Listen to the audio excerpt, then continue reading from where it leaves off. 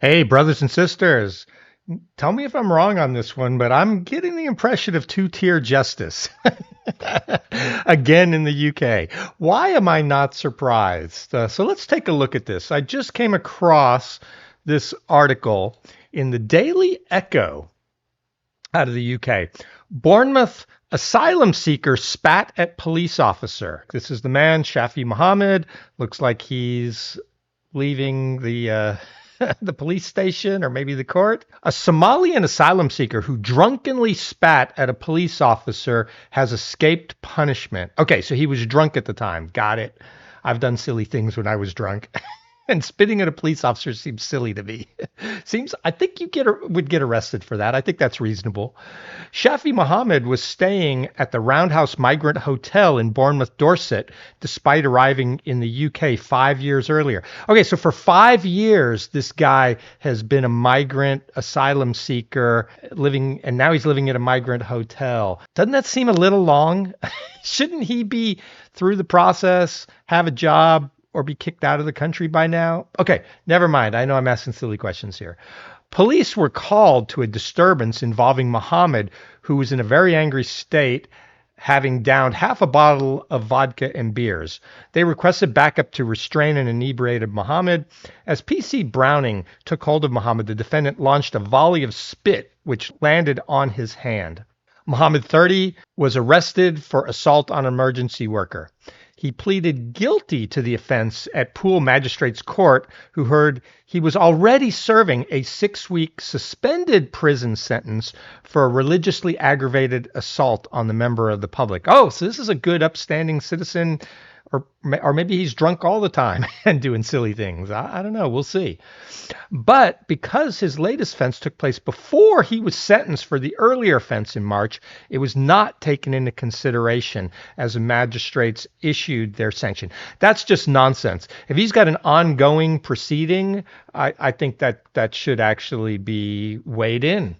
This guy is a troublemaker. Magistrates Chair Paul Kemp said that an assault on an emergency worker was a serious matter, but he would issue a conditional discharge for 12 months.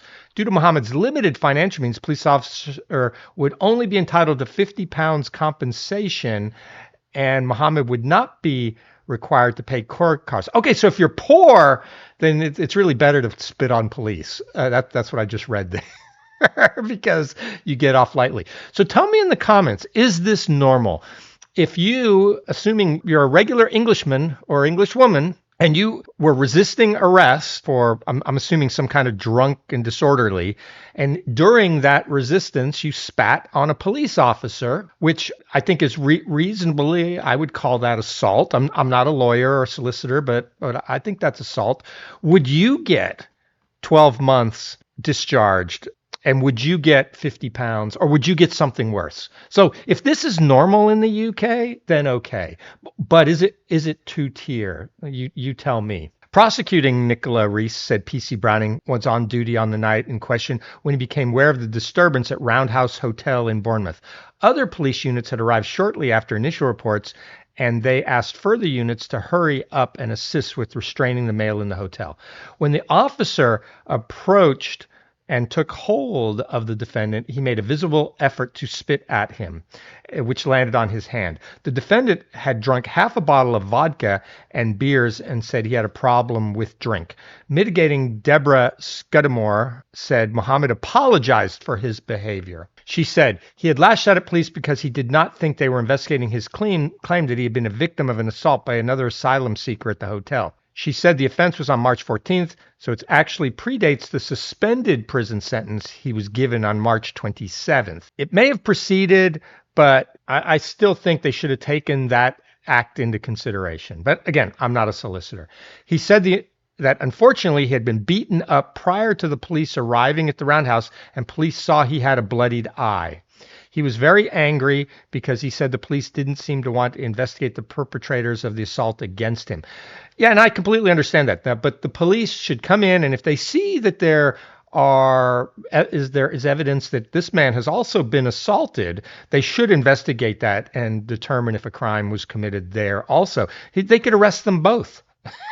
one for fighting and one for assaulting him. Now, if it's mutual combat, if the two were fighting each other and that's how the assault happened, then probably I would say that's a boys will be boys thing and move along, nothing to see. It was not his intention to spit at the police officer, but he accepts it was an assault, apologized for his behavior. He's an asylum seeker who gets quite depressed as he is not allowed to work. So see, that's the other thing. How can you possibly have people in the country that are not allowed to work? If you're going to let them in the country, you need to let them work. That just leads to problems. Idle hands are the devil's playground, right? He's been in the UK since 2020, and except he has a problem with drink. So he's been here for 5 years in the UK, and he's not allowed to work. So he just sits around all day at the hotel drinking and is basically a drain on society. This is not right. All right, so what do I think about this?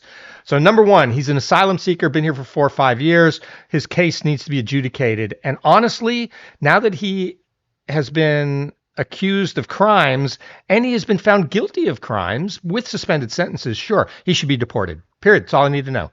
He is in the country, he's not a citizen, and he's a troublemaker. And he's not going to be a productive member of society. And we need to focus our attentions on citizens. We need to be getting citizens that are living rough help, not foreigners. And I don't care where they come from. Everywhere is worse than Britain or America. So everyone's got a sad story about how it'll be horrible for them to go home. I don't care, because we can't take everyone. I am okay with taking a small number of asylum seekers every year, but the law should set what that number is and the process to speedily get them through that process and get them proper legal work status in the country. And I'm okay with a certain number of working migrants coming into the country every year. I think they all should pretty much be on a path to getting citizenship. But the problem is we're taking too many and resources are strained and people are getting really upset because they see what looks like two-tier. So again, I would deport this man right now. It's simple. Then now he's no longer a problem in my country. If you disagree, let me know. And I say my country, I actually am a UK citizen, even though some people don't believe it. I have papers. But yeah, so we can't take everyone. And what we're seeing here, this is not a racial or a religious issue. I don't care what his race or his religion is. The man's a troublemaker. Look at the behaviors. Look at the things that he personally is doing. I'm not saying all asylum seekers are bad. He's bad. He's causing trouble. Kick him out. And we need to speed the system up to either give them proper working legal status or kick them out quicker. And then again, in the comments, tell me if I'm wrong. If you spat on a police officer in this sort of altercation and you were a white Briton who'd lived here your whole life, would you have got the same? Why are we coddling asylum seekers? Why are we coddling migrants? Why are we coddling people of color or people from Islam? If they commit a crime, whatever that crime is, they should get the same sort of consequences as everyone else. Justice needs to be colorblind. Justice needs to be religion blind. All right, let me know what you think. Like and subscribe if you liked it. If you didn't, tell me why or what I got wrong here. Or hey, just don't watch me. Hardly anyone does anyway. Thanks. Bye.